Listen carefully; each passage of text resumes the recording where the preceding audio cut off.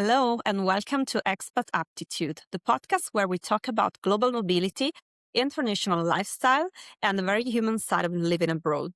I'm Vera, your host, and today we're diving into something that really makes the difference between just moving to another country and actually feeling good there. That is lifestyle intelligence. Our guest today is Sara Iannone, who has extensive experience supporting individuals and families in building a balanced, sustainable life in a new country. Welcome, Sara. How are you? Thank you for having me. I'm fine and hope you're doing well too. I'm good, thank you. And thank you for being with us. So, I'd like to start really from the basics. You are a lifestyle manager, right? Yes, that's correct. And I bet anyone here is wondering what's lifestyle, particularly in the context of relocation. And basically, what does your work actually consist of on a day-to-day basis? So what do you do? Yes, so when we talk about lifestyle in relocation, we're really talking about everyday life. So how people live, function, feel, and find a balance when the boxes are unpacked. So lifestyle is everything that happens after the logistics are done. So this means routines, time management, social connections, well-being, family balance, and also the ability to feel at home in a completely new environment. And as a lifestyle manager, my role is to support people in making that kind of transition smoother and also sustainable. So this means on a day-to-day basis, that means acting as a really bridge between practical needs and also personal well-being. So it helps clients to save time, to reduce stress, makes all informed choices. So whether that's managing everyday services or helping them understand how things work locally, so in a new place, or simply giving them clarify and structure during a very damaging phase of life. And it's less about doing things for people and more about helping them build a life that actually works for them in that new country. Well, that's a really interesting topic and way also of supporting, approaching all the phase that comes after a relocation that is usually not taken really into consideration from the side of relocation companies, agencies, or even from companies themselves or individuals when they relocate. So they mainly probably focus on the logistics, on the bureaucracy, Yes. visa permits, getting the house, choosing the schools, and then, okay, relocation is done. But as you clarified, it really doesn't end there. Absolutely. Yeah, I'm really curious, I have to say, now that you have clarified what lifestyle means, I'm really curious about your background and how you came to this job and how your experiences, how they connect lifestyle support with the broader relocation journey. Yes, so I come from a very international background. I've lived in many different countries and changed many environments several times. And I experienced firsthand what it means to constantly adapt to a new system, culture, and also expectations. So, because of that, I deeply understand that relocation is never just a logistical process, but even everything is organized perfectly on a paper, people can still struggle emotionally, socially, and mentally. And that's what happened to me.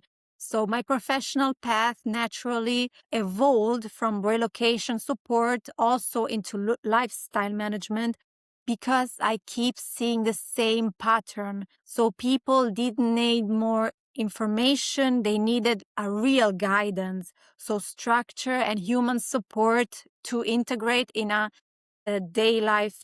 So that's also what happened to me. And lifestyle support completes the relocation journey. So it connects housings, it connects works, family, and personal well-being into one current experience instead of leaving people to figure out everything on their own. So basically, you're an expat yourself. Yes. You have relocated multiple times, so you have lived really the struggle on your skin. And yeah, so with that in mind, I would like to ask you, from your perspective, what are the key lifestyle elements that truly help someone build balance and feel grounded in a new country? Because as you were saying previously, when people relocate, they tend to focus heavily on logistics, housing, paperwork, schools, but they can underestimate other aspects. Yes, so there's definitely a normal adjustment phase when people move abroad. So confusion, tiredness, moment of frustration, and that's expected. So it becomes a real problem when these signals are ignored or normalized for too long. And some early warning signs people often underestimate are constant fatigue, feeling overwhelmed by small tasks, social withdrawal, irritability also, or sense of never catching up. So very often expats themselves, they tell themselves, this is normal, it will pass. But if daily life keeps feeling heavy weeks or months after the move, that's usually a sign that thing needs to be adjusted. So lifestyle challenges become critical when people are functioning but no longer thriving.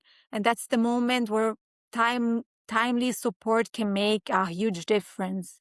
Yeah. Otherwise, it really starts becoming a real problem Yes. when you don't feel happy in your new environment, you don't feel at home. And what are the key lifestyle elements in your experience that truly helps someone feel grounded in a new country, feel at home? So, what really helps people feel grounded are a few key lifestyle elements. So, clear routines, realistic time management, a support network, and a sense of control everyday life. So, simple things like knowing how your week is structured, where to ask help for, how to delegate also tasks, or how to create moments of normality and really completely change someone's experience abroad. So balance comes when people stop being in a, let's say, survival mode and start designing their life intentionally. So even in small ways. So starting from small ways and then becoming bigger. And may I ask you, how do you usually help them in this phase?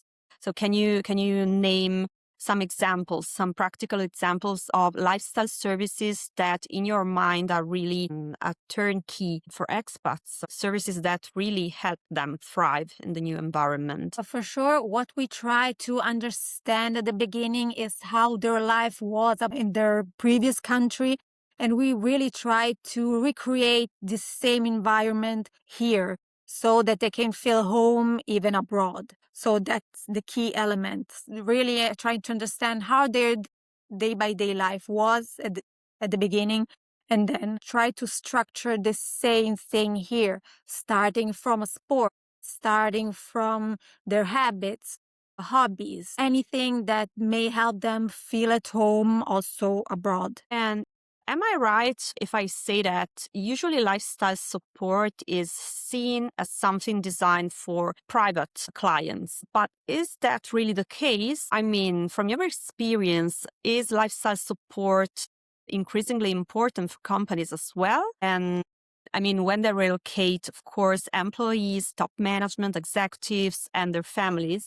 No, that's true. Lifestyle support is often seen as something personal, but in reality, it has a huge impact on company as well. So employees that relocate, their performance is directly influenced by how well their private life is functioning. So stress at home, unresolved practical issues or family dissatisfaction inevitably affects also the work. So more and more companies understand that supporting employees beyond logistic is not a nice extra, but it's a really strategic investment.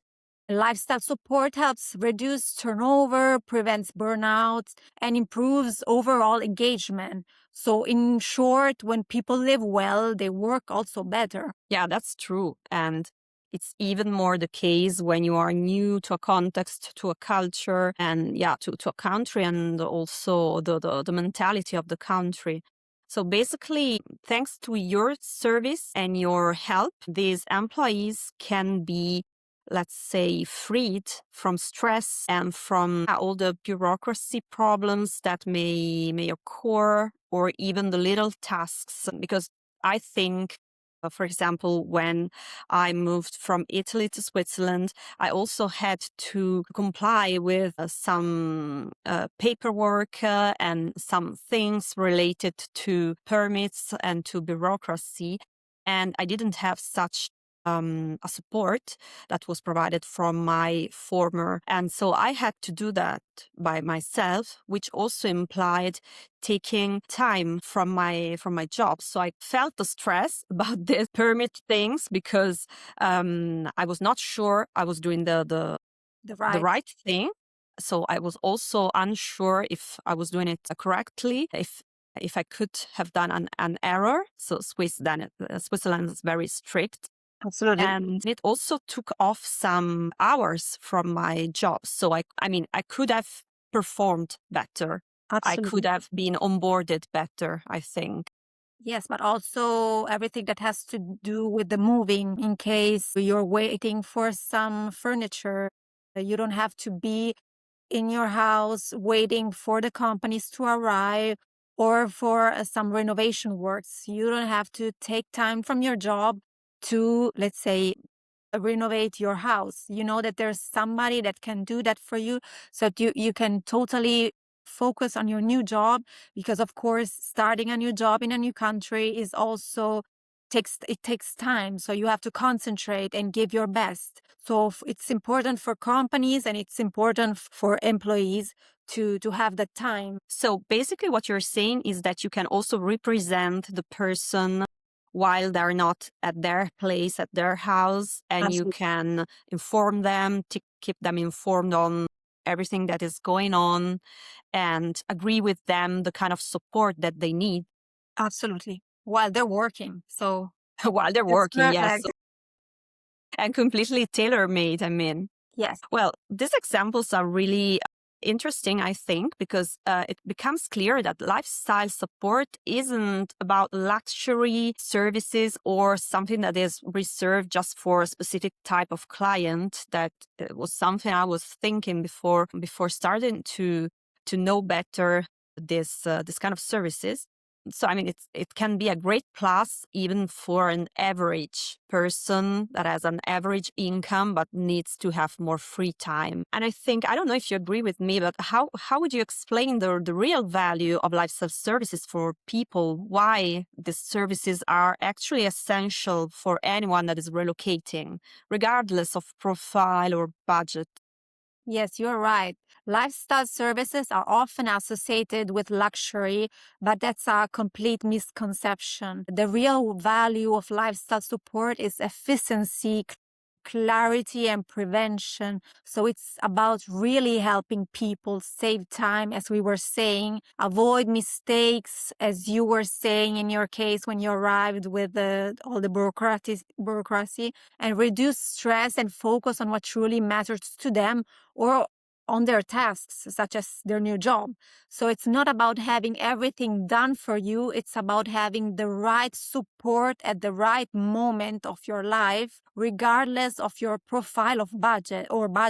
So in many cases, lifestyle support is what makes relocation sustainable in the long term. Well, thank you for this explanation. Right now, I was thinking about one thing you said earlier in one of your answers. You were talking about also the possible burnout, and you were talking about the importance of routine, time management, and also social connections, because when you move, you don't know anyone usually. These things, I agree with you, they play a huge role in well-being and also in living well. How can you help expats, and how can they consciously design these aspects of their life abroad instead of just arriving to a new country and letting this aspect develop randomly? Yes, expats can be more intentional by starting small. So, defining basic routines, protecting personal time, and being also proactive about social connection instead of waiting for them to happen naturally. So it's important to accept that building a social network takes time and effort, but joining activities, communities, or professional group can help create structure and also a sense of belonging. So lifestyle management often means helping people prioritize and make also conscious choices. So instead of constantly reacting to pressure. So that's really something important also we can help with. Because it looks a bit strange having to plan also social life beyond work, etc. But I think you really hit the point. I mean, when you move to a new country, you need to rebuild from The scratch your mental. social network. And so having someone that can help you choose the right clubs, the right sports clubs, related to your hobbies, your preferences, etc., can be a great plus being introduced to this new context. Yes, because we really try to understand your reality, how you are, your really your way of being. As we know the territory, we know the environments, we really can help you get inside the right environment for you. So it's a really important aspect of the course. Yeah, and it's directly linked to integration. Absolutely. Because if you cannot find a way to integrate yourself, it can become a source of stress. Absolutely. I was wondering, of course, if you can tell us, have you ever seen or lived situations with your clients where this kind of lack of integration led to a significant strain, stress, or even expat burnout, as you were mentioning before? Yes, I've seen many situations where unresolved lifestyle challenges led to significant stress and, in some cases, real expat burnout, as you said. So, burnout doesn't come from one big problem, but from many small unresolved problems that are piling up. So, lack of support, constant decision making, loneliness, as we were saying before, and the feeling of on all the time, let's say. So prevention starts with early awareness, asking for help, accepting a relocation, what relocation is demanding. So even for very capable people. So practical steps include delegating tasks, creating support system early on. So addressing issues before they become really overwhelming. And that's where you come to the rescue, basically, as a lifestyle manager. Yes, because it really happened. A family asked for this help. It was too late for them. The stress and the burnout was already appeared. So they then decided to move abroad. I mean, to go back to their country because because the limit was already too far. So it's important really to start in an early stage. Yeah. So also your role really helps during the transition. Yes. To support them, because in the end you become I don't want to say the psychological support of the family, but of course you're a very important point of reference for them on the territory. Basically they can pick up the phone or the WhatsApp you anytime. Yes. And ask you for a suggestion when they know that they have a lifestyle manager to care for them. Yes. So, yeah, I have, I mean, one final question that I had in my mind was about the idea of living well. And that's also why I introduced this episode talking about lifestyle intelligence. Because in your view, what does living well abroad really mean? How can people stay aligned with their values and their preferences also during that transition? Yes. So living well abroad often means redefining prioritize. priorities, sorry. So it's less about replicating your old life and more about understanding what truly matters to you in this new context. So for someone that it's balance, for other it's time, family, personal growth, or also mental well-being. So staying aligned with your values requires really a regular reflection and flexibility. So it's okay to adjust expectation and recreate a definition of success and happiness in your new place. And for me, living well abroad is not about perfection, but it's about sustainability. Well, I find it really important what you just said. It's about sustainability and not perfection. Yes. So you have to embrace change and really to try to find which are the priorities to rebuild your life, because of course it's going to be a transformation. So you cannot expect it to stay the same as your country of origin. That's really a good point, Sara. Thank you. Thank you. And we're very close to the end.